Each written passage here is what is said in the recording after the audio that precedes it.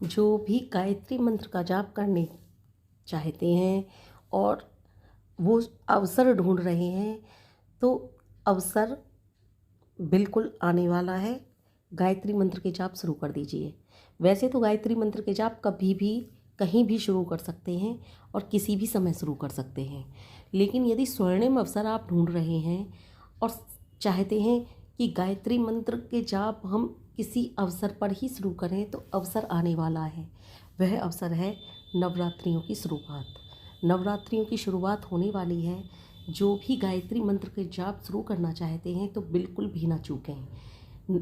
इन नवरात्रियों में गायत्री मंत्र की शुरुआत अवश्य शुरू कर दें।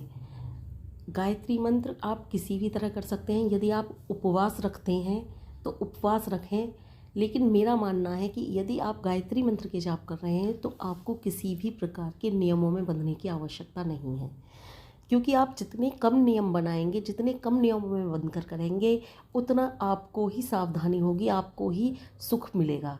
क्योंकि आप जब नियमों में बंध जाते हैं तो आप सोचते हैं अभी नहीं तो जब, जब नहीं तो तब, और ये सब कुछ फिर कभी होता ही नहीं है। इसलिए कम से कम नियम बनाएं। भी प्रकार के नियम में ना बंधने की बात मैं इसलिए कह रही हूँ कि आप सोचते हो कि सुबह को 4 बजे उठकर ही गायत्री मंत्र के जाप सबसे उत्तम होते हैं, सुबह को 5 बजे उठकर ही गायत्री मंत्र के जाप किए जाएं, और आप सुबह को 4-5 बजे उठ नहीं पाते और फिर गायत्री मंत्र के जाप नहीं कर पाते, फिर सोचते हो कल करेंगे। और इस तरह का जब आप नियम में बंधने की सोचते हो और वो नियम में आप बंध ही नहीं पाते, और ना ही फिर आप 4-5 बजे उठकर गायत्री मंत्र के जाप कर पाते, और आजकल आजकल होती रहती है। इस प्रकार से आप ईश्वर के निकट जाने से अपने आप को रोकते जाते हो। आप स्वयं नहीं रोकते, आपके वो जो नियम आपने बनाए हैं वो आपको रोकते हैं गायत्री मंत्र के जाप के लिए। इसलिए मैं कह रही हूँ कम से कम नियम बनाएं, और इस प्रकार के नियम बनाएं जो नियम आप कर सकें, और जिन नियमों के आधार पर आप गायत्री मंत्र के जाप करें और आपको भी सुख सुविधा मिल पाए। तो मेरा कहने का तात्पर्य यह है कि चैत्र की नवरात्रियाँ आ रही हैं, आप बिल्कुल भी ना चूकें, गायत्री मंत्र के जाप शुरू कर दें। यदि आप हवन करके गायत्री मंत्र के जाप करना चाहते हैं 9 दिन घर में हवन करेंगे, घर की भी शुद्धि हो जाएगी। घर की शुद्धि से क्या मतलब होता है, जो हानिकारक कीटाणु होते हैं ना, वो जो सामग्री हवन में पड़ती है उससे सब हानिकारक कीटाणु, जो रोग फैलाते हैं, जीव छोटे छोटे से जो हवा में होते हैं, हमें दिखाई भी नहीं देते, वो सूक्ष्म जीव सभी उस सुगंधित और हवन के कारण जो शुद्ध वातावरण होता है उससे वो सब मर जाते हैं। गायत्री मंत्र के जाप जब हम करते हैं तो गायत्री मंत्र में एक इस प्रकार के तरंगें उठती हैं जो कि सारे के सारे रोगों को, सारे के सारे जो आसपास हमारे, जो हमें हानि पहुंचाने वाले जीव होते हैं, सबको नष्ट कर देती हैं। तो इसलिए मैं कह रही हूँ गायत्री मंत्र के जाप आप जितनी जल्दी शुरू कर सकें उतनी जल्दी शुरू कर दें। आप आज कल पर ना छोड़ें। यदि आप सुबह को 4-5 बजे नहीं उठ पाते हो, जिस समय भी आप स्नान करते हो, जैसे 9 बजे 10 बजे, उस समय गायत्री मंत्र के जाप कर लें। आप तब भी नहीं कर पाते, तब भी आपके पास घर का कार्य रहता है, 11 बजे कर लें। बहुत से लोगों को मैंने कहते सुना है कि 12 बजे के बाद कोई भी पूजा पाठ नहीं करनी चाहिए। मैं तो ये बात नहीं मानती, मुझे तो जिस समय भी समय मिलता है मैं उस समय गायत्री मंत्र के जाप कर लेती हूँ। लेकिन आप यदि ये सब मानते हैं तो ठीक है, 12 बजे ना करें, आप 2 बजे 2:30 बजे कर लें। अगर 2-2:30 बजे भी नहीं कर पाते तो शाम को कर लें।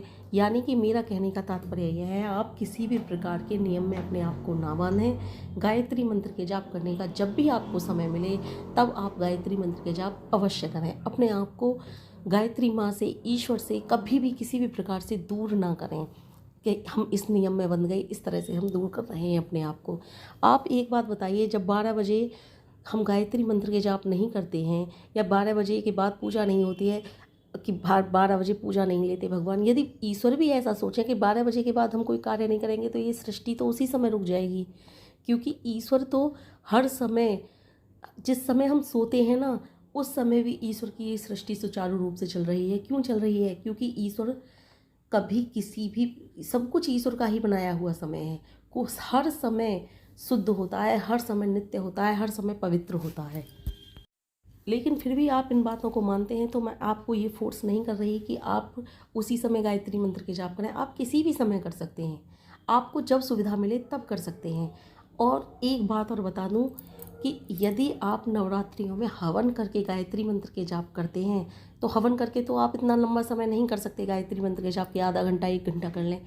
आप 11 आहुति या 21 आहुति हवन कुंड में गायत्री मंत्र के जाप की डाल दें।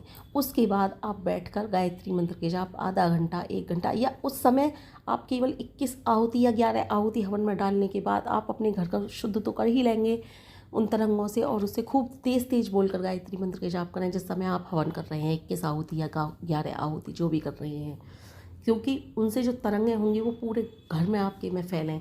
आपके जो बच्चे हैं, आपकी पत्नी है, या फिर आप पत्नी हैं तो आपके जो पति हैं, सबको बिठा करके हवन करें। समय नहीं है पति के पास या पत्नी के पास, कोई बात नहीं, एक व्यक्ति भी हवन कर सकता है, कोई भी व्यक्ति हवन करे। अगर पूरा परिवार साथ है तो पूरा परिवार हवन एक साथ करें, और हो सके तो 2 दिन या 1 दिन तो पूरा परिवार अवश्य ही हवन में एक साथ बैठ जाए और खूब तेज़ तेज़ गायत्री मंत्र के जाप की आहुति लगाएं। लेकिन 11 या 21 आहुति लगने के बाद, या फिर जितनी आपकी मर्जी हो, जितनी आपकी इच्छा हो, कम से कम 11 या 21 कह रही हूँ मैं। इससे यदि ज़्यादा लगाने की आपकी इच्छा है तो आप इससे ज़्यादा भी लगा सकते हैं। लेकिन इसके बाद आपको जब भी समय मिले आप कम से कम 15-20 मिनट गायत्री मंत्र के जाप करें। ये मैंने कम से कम समय बताया है, ज़्यादा से ज़्यादा अगर आप बैठ पाते हैं तो आधा घंटा तो अवश्य ही कर लें। आप इन चैत की नवरात्रियों में अपने आप को बिल्कुल भी गायत्री माँ से दूर ना करें। जिस समय मिले उस समय मंत्र जाप करने बैठ जाएं। आप देखोगे कि आपको कितनी परम शांति का अनुभव हो रहा है। आप शुरुआत तो कीजिए। 9 दिन आप यदि अच्छे से अपने आप को बिल्कुल माँ गायत्री को अपने आप को अधीन कर दीजिए। बिल्कुल माँ गायत्री के, हे माँ तेरे मैं बिल्कुल संपर्क में आना चाहता हूँ या चाहती हूँ, मुझे तू अपनी कृपा का कृपा पात्र बना ले। बस इस तरह से प्रार्थना करके गायत्री मंत्र के जाप कर दीजिए। बिल्कुल शुद्ध रहिए, विचार शुद्ध रहने चाहिए, किसी की भी भावना को ठेस ना पहुंचाइए या किसी के साथ भी अहित करने की भावना अपने मन में बिल्कुल ना रखिए। सभी का कल्याण हो, सभी के लिए भगवान सुख दें, शांति दें, इस तरह की भावना आपके मन में रहनी चाहिए।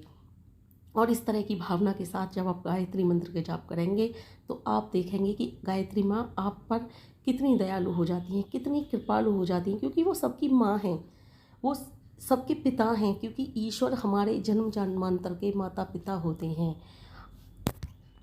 अपने बच्चों को भी गायत्री मंत्र के जाप कराएं।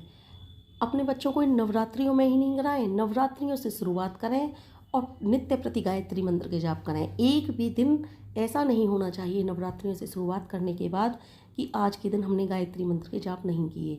अपने बच्चों को गायत्री मंत्र के जाप नित्य प्रति कराएं। मैं समझती हूँ, मानती हूँ आजकल कि बच्चों के पास समय नहीं होता है गायत्री मंत्र के जाप का, लेकिन 10-15 मिनट कोई ज़्यादा नहीं होता समय, 20 मिनट भी ज़्यादा नहीं होता, आधा घंटा भी ज़्यादा नहीं होता। करा के तो देखिए, कम से कम 10 मिनट, ज़्यादा से ज़्यादा आधा घंटा करा कर तो देखिए। यदि आपके बच्चों से कोई छोटी मोटी गलती भी हो जाती है ना, फिर आप देखना आपके बच्चे खुद सुधरने का प्रयास करेंगे, उस गलती पर पश्चाताप करेंगे और सोचेंगे कि ऐसी गलती दोबारा ना हो। और आप देखना आपके बच्चे सदा ही ये सोचेंगे कि हम कुसंस्कारों से संस्कार की तरफ बढ़ते चले जाएं। इसलिए मैं कहती हूँ गायत्री मंत्र का जाप नित्य प्रति करें, खुद करें, अपने बच्चों को कराएं, फिर देखना आपके परिवार में सुख शांति आ जाती है।